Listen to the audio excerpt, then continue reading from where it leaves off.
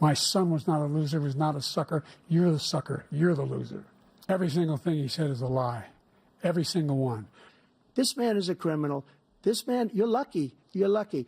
For molesting a woman in public, for doing a whole range of things, of having sex with a porn star. I didn't have sex with a porn star, number one. We had a very terrible judge, a horrible judge, Democrat.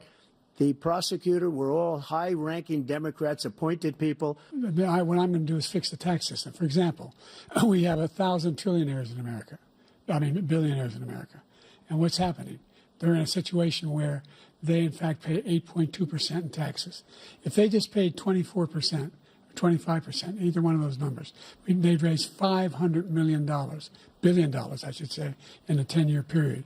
We'd be able to wipe out his debt. We'd be able to help make sure that all those things we need to do, child care, elder care, making sure that we continue to strengthen our health care system, making sure that we're able to make every single solitary person eligible for what I've been able to do with the COVID, with dealing with everything we have to do with, look, if we finally beat Medicare.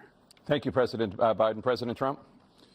Well, he's right. He did beat Medicare. He beat it to death, and he's destroying Medicare because all of these people are coming in. They're putting them on Medicare. They're putting them on Social Security. They're going to destroy Social Security. This man is going to single-handedly destroy Social Security. These millions and millions of people coming in, they're trying to put them on Social Security. 51 years ago, you had Roe v. Wade, and everybody wanted to get it back to the states. Everybody, without exception. Democrats, Republicans, liberals, conservatives. He can take the life of the baby in the 9th month and even after birth, because some states, Democrat run, take it after birth. Again, the former governor of Virginia, put the baby down, then we decide what to do with it. So he's willing to, as we say, rip the baby out of the womb in the 9th month and kill the baby.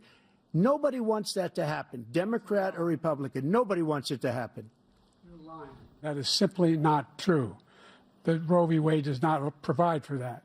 That's not the circumstance. Only if a woman's life is in danger, she's going to die. That's the only circumstance in which that can happen. But we are not for late-term abortion, period. Period, period.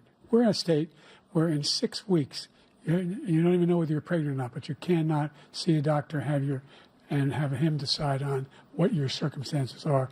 What's happened to our country in the last 4 years is not to be believed. Foreign countries, I'm friends with a lot of people, they cannot believe what happened to the United States of America. We're no longer respected. They don't like us. We give them everything they want, and they think we're stupid. They think we're very stupid people. What we're doing for other countries, and they do nothing for us. What this man has done is absolutely criminal. Veterans are a hell of a lot better off since I passed the PACT Act. 1 million of them now have insurance, and their families have it. Their families have it because what happened, whether it was Agent Orange or burn pits, they're all being covered now. And his group opposed that.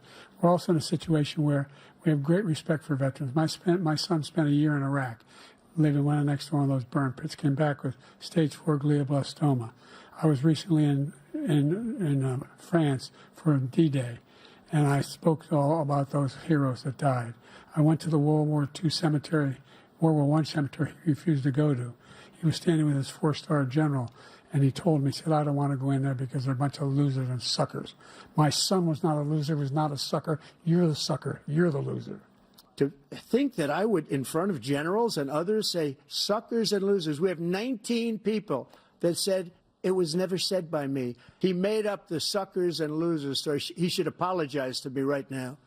A 4-star general standing to your side who was on your staff who said you said it, period. That's number one. And number two, the idea that I have to apologize to you for anything along the line. We've done more for veterans than any president has in American history. Do you ever hear any presidents say that I thought Hitler had some good ideas?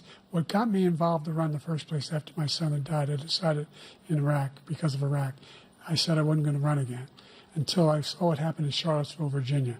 People coming out of the woods carrying swastikas on torches, and singing the same anti-Semitic bile they sang when back in Germany. He didn't run because of Charlottesville. He ran because it was his last chance. He's not equipped to be president. You know it, and I know it. It's ridiculous. We have a debate. We're trying to justify his presidency. His presidency is, without question, the worst president, the worst presidency in the history of our country. I ran because I was worried a guy like this guy could get elected. If he thought they were good people coming out of that forest, carrying those woods, carrying those torches, then he didn't deserve to be president.